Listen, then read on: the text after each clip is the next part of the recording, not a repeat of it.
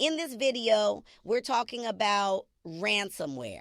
Ransomware is exactly what it sounds like. Hackers demand a ransom for you to get your files back. How it works is that once it infects your system, it encrypts your files, meaning they are not accessible anymore.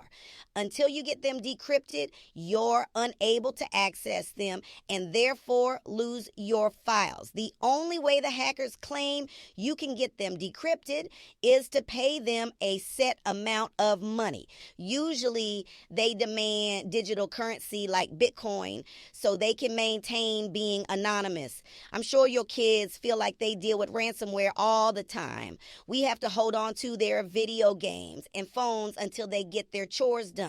Once their chores are complete, they get their stuff back, similar in concept, but what we do is just called parenting.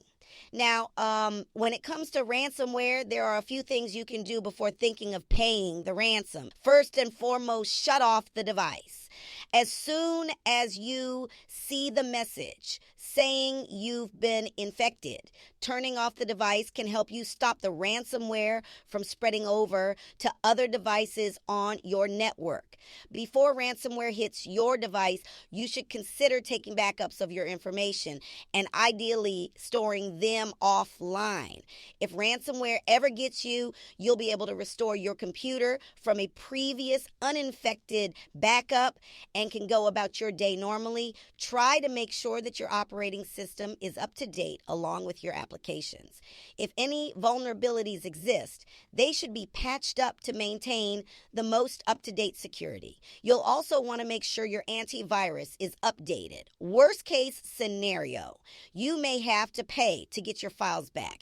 In 2017, WannaCry was a ransomware that emerged taking advantage of a weakness in Microsoft Windows systems, specifically the SMB protocol, which is used for file sharing.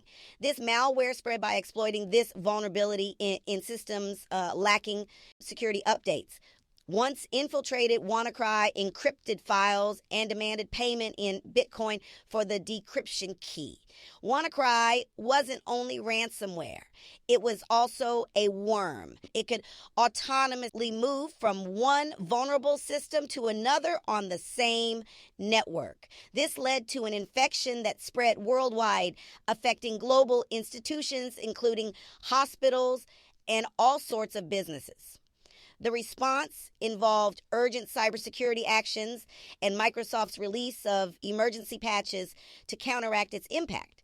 The total destruction of WannaCry affected nearly 300,000 devices in 150 countries, with monetary damages in the billions of dollars.